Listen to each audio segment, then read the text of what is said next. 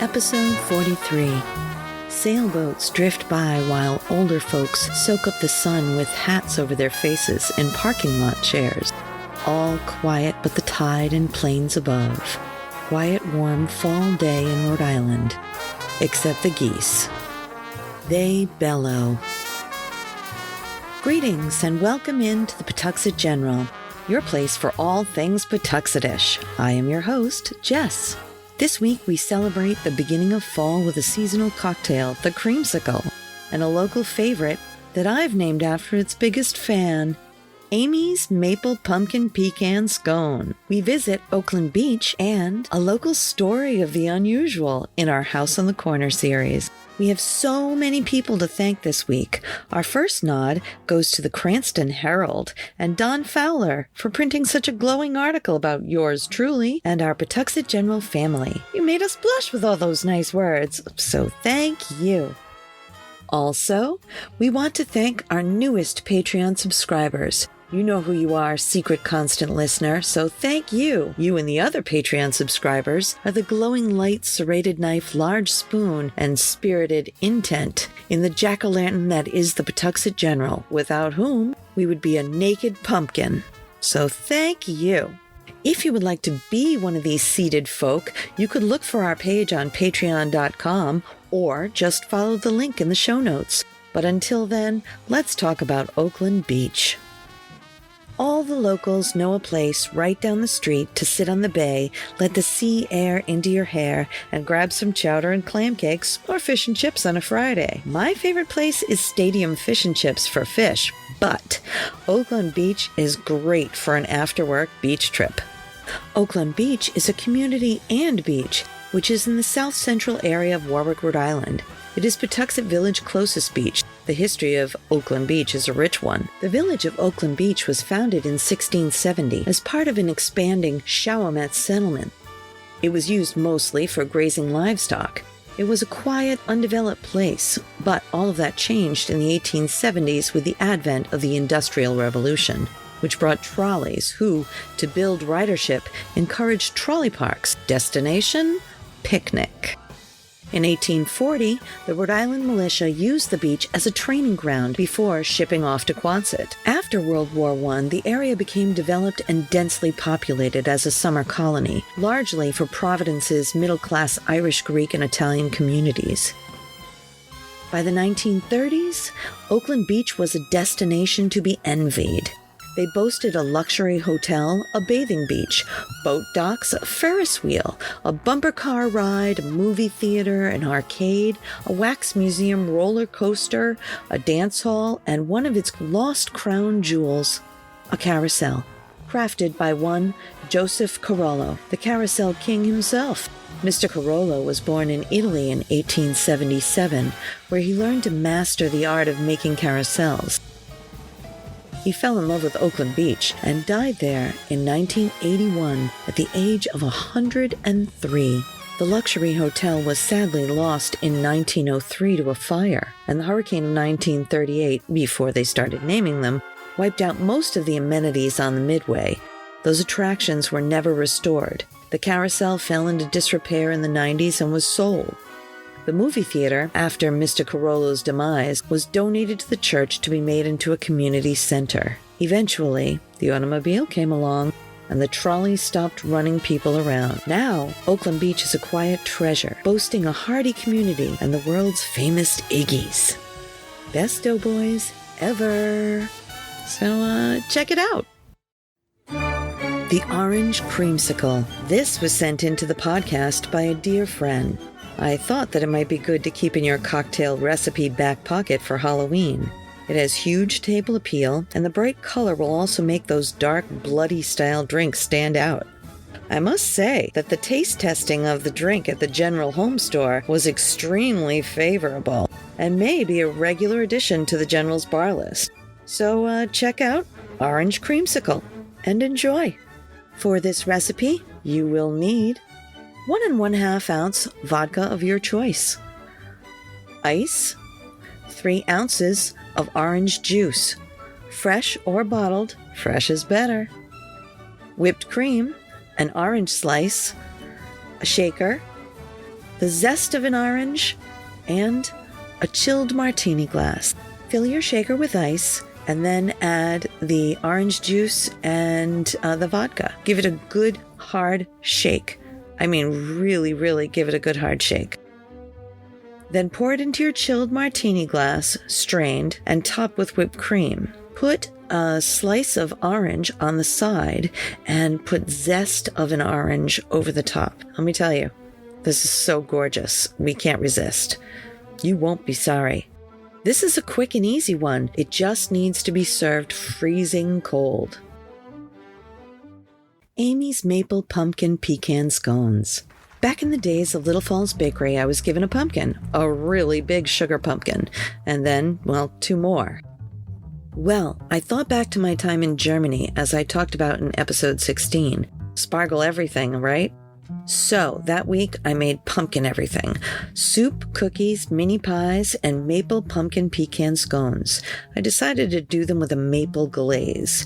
All of these recipes did well, but the maple pumpkin pecan scones, well, they blew everybody's mind. But my next door pal at the shop, my dear friend Amy, the owner of Tag Sale Treasures, she loved these. Originally, I had intended to do these as a one-off.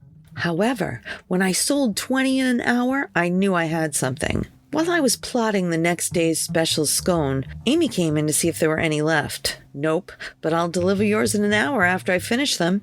She agreed, and I made a note. These are one of the best seasonal scones, and I'm lucky to have thought of them. Now, there are several different ways to make these. I prefer the method that I started with, raw, fresh, seasonal pumpkins. There are 3 ways to process these: baking, steaming, or roasting. I prefer baking, as in whole. Just put the entire pumpkin, skin and all, into a preheated 350-degree oven. Then, bake for an hour or until it is soft to the touch if it's a bit larger. Carefully cut off the top so as not to spill loose seeds everywhere. Scrape the seeds and pulp out of the pumpkin while not digging into the flesh. Set aside the seeds so that you can bake them and salt them for snacks with drinks. Then, gently separate the flesh from the pumpkin skin, putting the flesh into a large bowl for mashing. Discard the skin and mash the pumpkin until only very small chunks remain.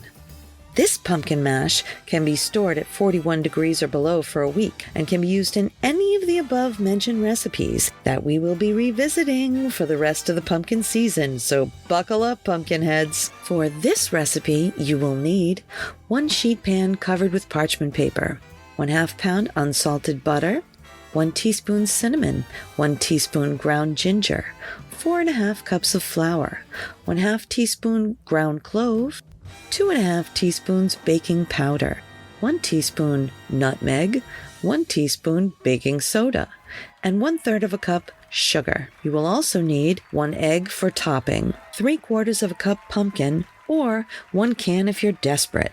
7 eggs, 2.5 cups yogurt, 2 cups skim milk, 1 tablespoon of maple extract, or 2 tablespoons dark maple syrup. You'll need a scoop or a 3.5-inch cutter and pin. Also, 1 cup toasted pecans. I get mine from Virginia and Spanish Nut Company right here in Providence. A large metal mixing bowl and a separate large mixing bowl for the wet mix. These scones are simple and complex all at the same time. We start with some crazy cold butter, finely chopped into 1/2-inch cubes. Add in the dry ingredients, spices, leavening, sugar, and flour. Now, you can use a mixer to do this or your own 2 hands. I prefer this method for home cooking because you can monitor the size of each piece of butter to see that it's smushed but still cool. All large chunks flattened out a bit. When you have used the mixer gently or done this by hand, either method may be used. But when you reach this stage, you add 3 cups of the wet mix, which is the eggs, yogurt, and skim milk. At the same time, you could add the toasted pecans and the pumpkin, very gently at this point. The less you touch them, the flakier they get. It is the sweet spot between wet in places and just mixed. But just 2 or 3 times will make you a pro. And let me tell you, the first time with a little jam, clotted cream, or just plain, it may change your mind about what you think about scones, in the good way. So, just before you want to scoop them, Add the maple so that it makes stripes through the scooped scones. At this point, you can either scoop them, which is what I do, or roll and cut them.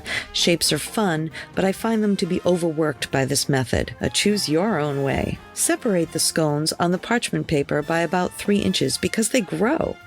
Then brush some beaten egg on top.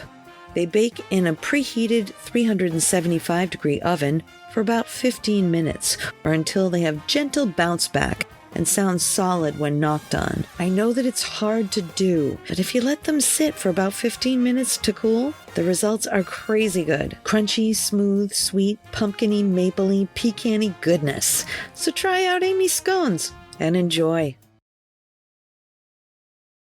I have a blazing hot news flash about an amazing local event that you'll want to attend, taking place with my friends and neighbors at Emerald Frog, Reiki and More in Cranston. The event is the first annual Spooky Soiree. You can come on in and take part in lots of great activities. They will be hosting readings, chair massages, Reiki, shamanistic energy healing, spiritual counseling, and light language intuitive alignment technique. There will also be tons of tasty snacks and ghoulish goodie bags to have as a treat. Be sure to save the date, Friday, October 28th, 2022 at 6 p.m. and pay a visit to the new Emerald Frog, Reiki and More location, situated conveniently at 1844 Broad Street in Cranston, Rhode Island, 02905. Emerald Frog, Reiki and More is an alternative health and holistic service helping the Edgewood and Pawtuxet communities. Come enjoy an evening of fun, friends, and food this spooky season. I want to tell you about my friend Mike and his electromagnetic pinball museum and restoration arcade. It's an all-inclusive place to relax and share anything related to modern pinball, EM pinball, and arcade games. A group of pinball and arcade fans with an addiction to games of all kinds and Lego too. $10 gets you free play on pinball and arcade games all day. You can find them at 881 Main Street, Pawtucket, Rhode Island, or online at www.electromagneticpinballmuseum.com. And now for our House on the Corner series, The Lights Over Gaspee Point. Dear Pawtuxet General, since 1995, I have lived in Pawtuxet Village, Rhode Island, and on 2 occasions, I have seen things in the sky that cannot be explained away as satellites or aircraft. Now, I'm a skeptic to all things. I do not believe what I cannot see. And what I will tell you here is what I saw that I could not believe. The first sighting that I had was with my wife in the late winter months of 1996. The sky was remarkably clear that night, and we could see all the stars. We had just put the baby to bed and had settled in ourselves for a cuddle. There was nothing really to look at besides the dark sky and the neon stars. After about 2 minutes, I noticed one of the brighter ones was moving. "Is that a shooting star?" I asked. "It's moving awfully slowly for a shooting star," my wife replied. I agreed. Then another star next to it started moving on its own accord, in an opposite direction. My wife and I sat slack-jawed and frozen, unable to believe or explain the 2 lights in the sky. Their colors started shifting and changing, red, then blue, then yellow, then white. The intensity of their light started to change, going brighter and dimmer randomly. Then their movements became wild. They started moving up and down, left and right, making incredible sudden changes in their velocity and direction, until after several awestruck moments, they streaked into a single beam of straight white light and shot across the horizon and out of sight. I do not know what those things were, but I was certain that they were not shooting stars or satellites. The second occurrence of unusual aerial objects that I encountered was years and years later. On February 12th, I was washing my dishes on my second-floor apartment, which sat high near the top of the hill. My second-floor window overlooked the rooftops on my street. We were high up. It was early morning, and there was a thick, high-hanging fog, which ended just about 20 feet above my next-door neighbor's rooftop. A thick veil of clouds several miles over the fog, which was barely visible through the soupy mist before me. As I performed the perfunctory task of washing out my coffee mug, I suddenly felt and heard something highly unusual. I have almost nothing to compare the sensation to. Do you remember those high voltage, low amperage arcade games that challenged you to try and hold on to 2 charged rods for as long as you could, while it increased the voltage and vibration, and the longer you held on, the higher your score was? It felt a bit like that. There was a low throbbing hum. All of this lasted about 2 seconds, and the sensation passed as the source of it passed over me. Then I saw, up in the fog, just over my roof, and flying towards the neighbor's roof, 3 of them. I could throw a rock and hit them if I could have done anything but stare.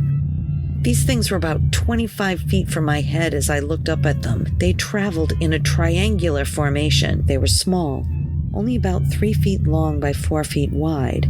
There was a triangular black fuselage around a frosty clear round ball, about 2 feet in diameter, which rode in the center of the craft. The balls had lights, red lights. The 2 objects on the ends of the formation's lights were steady. The globe in the center front had a blinking light on each side of it, which alternated between flashes, left red, right red. The formation never moved or broke. It was as if they were glued to each other as they moved, a steady and constant clip across the sky and over my neighbor's rooftop and out of sight. This took about 3 seconds to happen. To this day, I regret that I was unable to run to my phone for photographic evidence. I mean, I had an excuse in 1996. My only excuse for not recording it was purely fascination. My eyes were glued. I stood transfixed in studying these 3 objects for the entire 5 seconds that I had them in my sights. They looked cool. I am not going on the record as a believer that aliens piloted those craft. In fact, the 3 small ones that I saw up close looked a little bit like the flying objects seemed to be constructed out of plastic.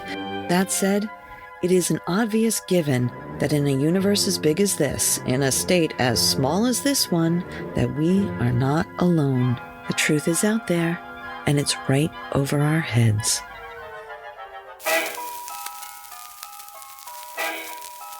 Thank you once again for joining us today at the PG. If you would like to hear your own ghost story, or have questions about anything from the podcast, or would like information about ordering for pickup at our Pawtuxet General pop-up store, our email is jess@pawtuxetgeneral.com. We would love to hear from you. Next week, we'll have an apple pie and an inspiring story about a local nurse who gave her life in Europe during World War I, who just happens to be my great-great-aunt. So, meet me back here next week at the Pawtuxet General. A Something for Posterity production. Pre-recorded in Pawtuxet.